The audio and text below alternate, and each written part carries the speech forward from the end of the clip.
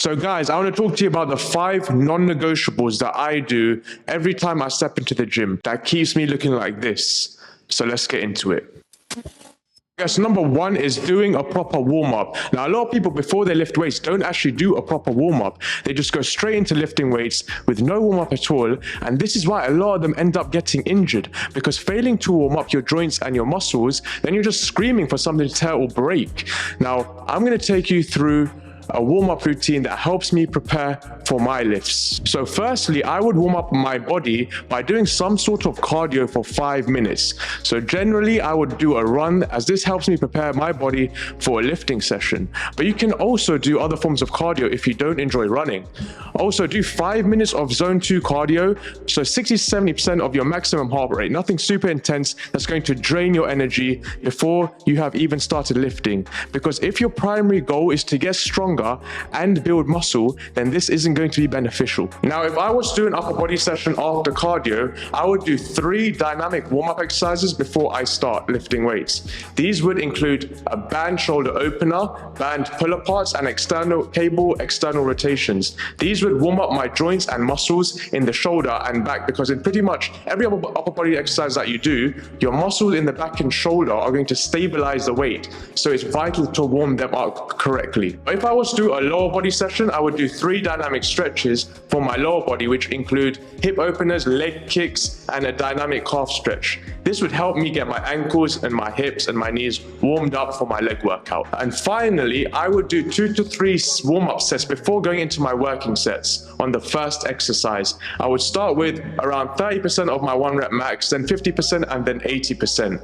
This really helps get the blood flowing into the muscles and activating the muscles in that range of movement. Now guys, I literally take 20 minutes doing all of the warm-ups, but this is a non-negotiable if you want to train for longevity and you want to reduce the chances of getting injured. So make sure to include this before every single workout session. So number 2 is that I do some form of cardio in every single session. Now since I've started doing this, it has really helped me improve my cardiovascular system. I'm no longer out of breath during my hard sets, and I feel much more energized and much better within my own body. So as a general guideline, you should be doing a minimum of 150 minutes of moderate aerobic activity or 75 minutes of intense aerobic activity per week for optimal performance and cardiovascular health. Remember, fitness isn't just about being muscular and looking good, but it's also about your internal health. So how strong your heart is and how efficient your breathing is. I feel this is a huge overlooked factor in this day and age. You need to take care of yourself internally just as much as you take care of yourself externally. So generally, I stick to 3 forms of cardio, which is treadmill, bike, and Stairmaster. But remember, do whatever you enjoy and you can stick to every single week. So number 3 is to do some sort of resistance training. Now, whether that be using bands, weights, or even body weight, so anything that puts resistance on your muscles. Because developing a good frame with a good amount of lean body tissue has so many benefits to your longevity and health. So a few benefits include improving heart health, it helps manage blood sugar levels, promotes greater mobility and flexibility, makes you stronger, your body starts to burn more calories more efficiently, and the list goes on. Also, here's the current resistance training program that I'm on as an example. Alright guys, so here's my 5-day split. We have day 1, which is your push muscles, which are chest, shoulders, and triceps. Day 2, your pull muscles, which are your back and your biceps. Day 3, legs, but it's going to be quad focused. Day 4, push again, so chest, shoulders, triceps.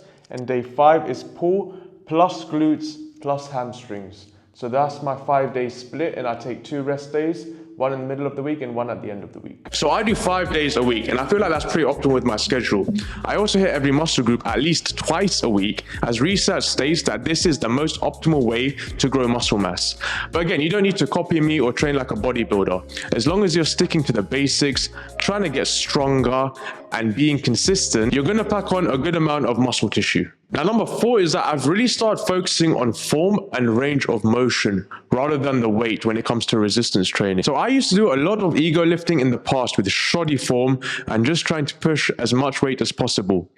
Now, all that really done for me was get me injured time and time again. I didn't really learn my lesson up until last year, where I ended up getting a massive injury that took me out for almost a whole year, and that really opened my eyes to the way I was training. Since then, I've started really prioritizing form over weight, and my body just feels much better because I'm no longer getting injured over and over again.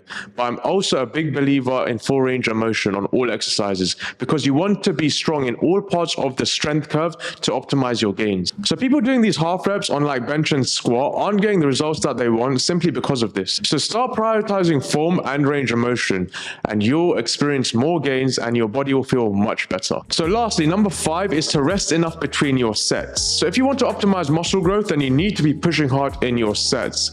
And if you are really pushing hard, then you're going to need to rest for more than 2 minutes before going into the next working set.